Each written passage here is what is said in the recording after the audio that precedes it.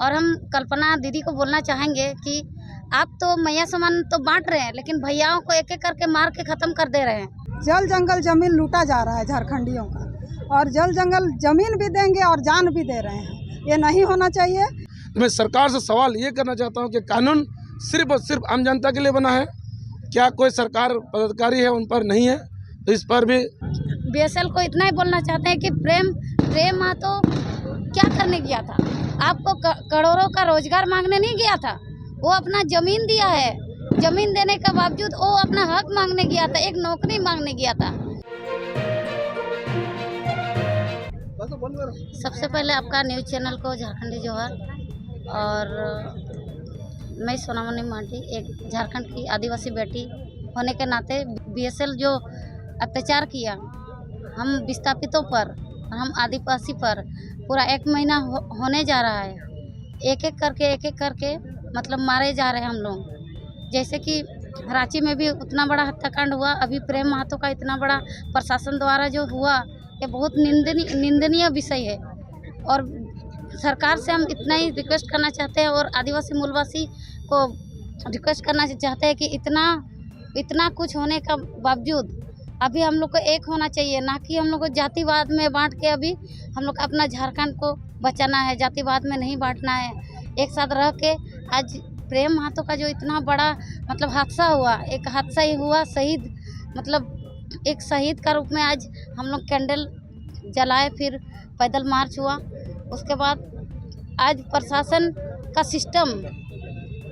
का जो सिस्टम है, आज सरकार जो सिस्टम बना के रखा है, और जो आदिवासी मूलवासी गरीबी को, विस्थापितों को आज मारा जा रहा है, एक एक करके मारा जा रहा है। मतलब ये मतलब साफ दिखाई दे रहा कि एक एक करके हम लोग को, आदिवासी मूलवासी को अगर एकता नहीं होते हैं और जातिवाद में बार बार बांटते ही रहेंगे तो हम लोग खत्म हो जाएंगे, एक दिन ना एक दिन खत्म हो जाएंगे, नहीं बचेंगे।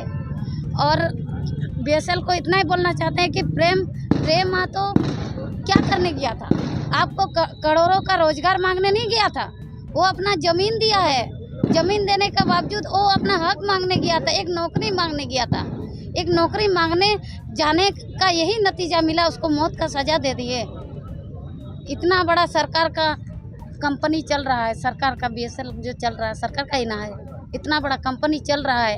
एक इतना गांव जो विस्थापित हुआ, ये लोगों को अगर 100 करके भी अगर रोजगार देता ना, तो आज ये लोग आज मारे नहीं जाते। हम लोग यहाँ पे हम लोग का आदिवासी मूलवासी का जहाँ हम लोग नौकरी, ये बाहरी को बांटा जा रहा है, और हम लोग को सरासर मौत का सरैया में सुलाया जा रहा है। और हम कल्पना दीदी को बोलना चाहेंगे कि आप तो मैया सामान तो बांट रहे हैं, लेकिन भैयाओं को एक एक करके मार के ख़त्म कर दे रहे हैं। आपका नेतृत्व में, आपका हम लोग सभी का सरकार का नेतृत्व में जो महिला लोगों को, जो दादा लोगों को एक एक करके मारा जा रहा है। भैया योजना नहीं देके अब मैया योजना दे रहे हैं। और आज आप जो अपना राज्य सरकार जब जेल में गया था, तब तो आप आंसू गिरा के परेशान हो गए थे कि अब सरकार जेल में गया है, वो बाहर निकलेगा बोल के आप रो के सब वोट लेने का चक्कर में आप आंसू बहा रहे थे। अभी जब आज एक बेटा का, एक झारखंड विस्थापित बेटा का जान गया है, अब एक जमीन भी गया है, जान भी गया है, इतना सारा सब कुछ खोने के बाद एक प्रेम महतो का जो उसका माँ का दुख दर्द एक दिन भी आप मीडिया न्यूज में जायज नहीं किए।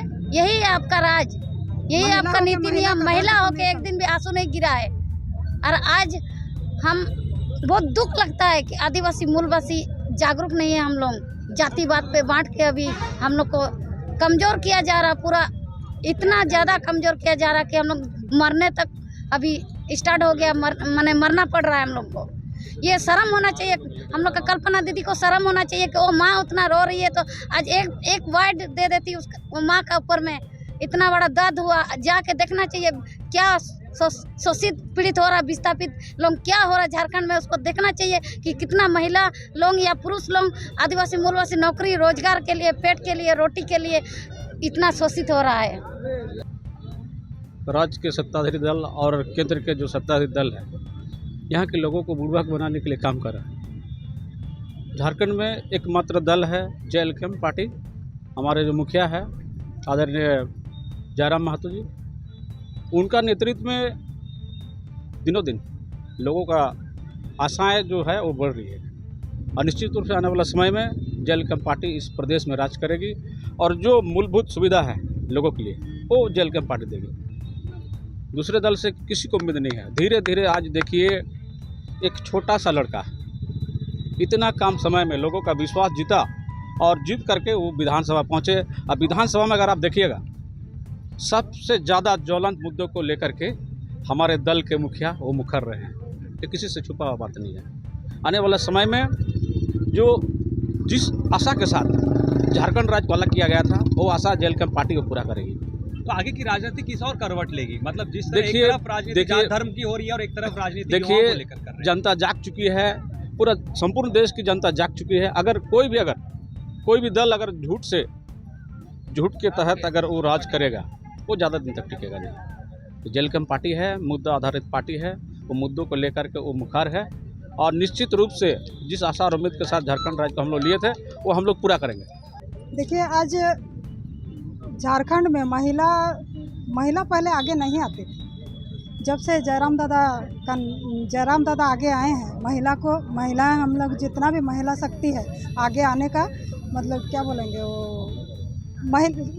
पहले साहस नहीं था कि घर से निकले और आगे बढ़े, लेकिन जब से जयराम दादा का नेतृत्व में महिलाओं को जो मान सम्मान दिया है उसमें आगे आए हैं। और हम लोग चाहते हैं कि झारखंड सरकार से यही कहना चाहते हैं कि झारखंड में झारखंडियों के हित में नियम कानून बनाए। देखिए, झारखंड में हम लोग ज़मीन भी दें और जान भी दें, ये और नहीं चलेगा। झारखंड सरकार को अभी मैं कहना चाहती हूँ कि जल जंगल ज़मीन लूटा जा रहा है झारखंडियों का, और जल जंगल ज़मीन भी देंगे और जान भी दे रहे हैं। ये नहीं होना चाहिए, ये बहुत ही निंदनीय है। और यदि ऐसा ही रहा तो हम जितने भी महिला शक्ति है आगे आएंगे और ऐसे ही उग्र प्रदर्शन होगा। क्या नाम है? सविता महतो, जेएलकेएम का केंद्रीय सचिव। देखिए, सबसे पहले तो मैं आपके इस चैनल के माध्यम से जितने भी देख रहे सभी को मेरी तरफ से जोहार। देखिए, इंडस्ट्रियल या कोई भी कंपनी जब बसती है वहाँ के लोग क्या उम्मीद करते हैं, अपना जो भी विस्थापित होते हैं, ज़मीन देते हैं, ज़मीनदाता तो होते हैं उस एरिया को डेवलप करने के लिए फर्स्ट ऑफ ऑल।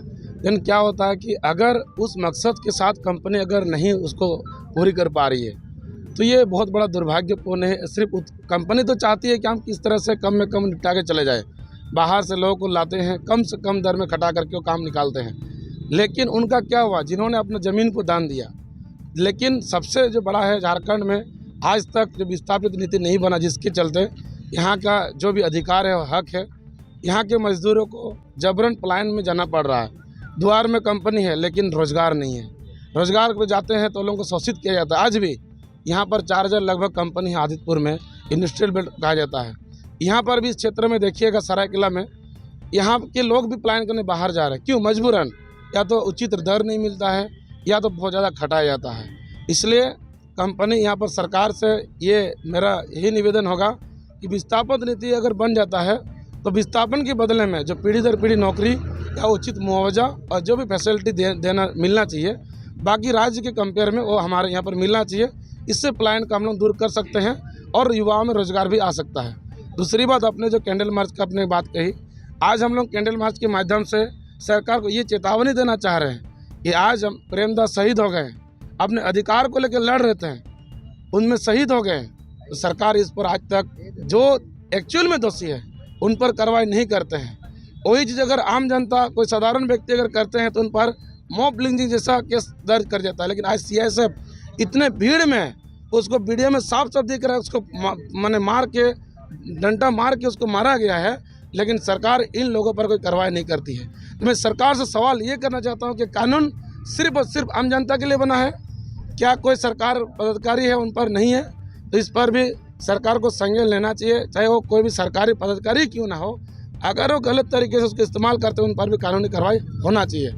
आज आंदोलन का मजबूरन क्यों कर पड़ रहा? अगर विस्थापन नीति या तमाम जो भी चीज़ जिस मकसद के साथ आज झारखंड आंदोलन, झारखंड नया राज्य बना है, अगर सारी चीज़ों को मिल जाता है तो यहाँ के लोग, यहाँ के युवा, यहाँ शिक्षित युवा सब अपना रोजगार में तब्दील हो जाएंगे और राज्य बहुत अच्छा से डेवलप करेगा। लेकिन यहाँ विपरीत हो रहा है। बाहरी यूपी, बिहार, उड़ीसा, बंगाल के माफिया चाहे कोयला में चाहे कभी कंपनी में अपना डेरा आजमाए हुए हैं और उन्हीं के इशारे पर हेमंत बाबू चल रहे हैं और माफियाओं का राज चल रहा है। ये लोकतांत्रिक राज्य जैसा भी नहीं लग रहा है। और ऐसा अगर चलते रहेगा हमारा झारखंड लोकतांत्रिक क्रांतिकारी मोर्चा उग्र आंदोलन करेगा और इन सब खिलाफ में हमेशा रोड पर आंदोलन करेगा। और सदन में तो हमारे विधायक हैं। क्या नाम हुआ दादा आपका? मेरा नाम है रामदास मुर्मू, घाटशिला के विधानसभा 85।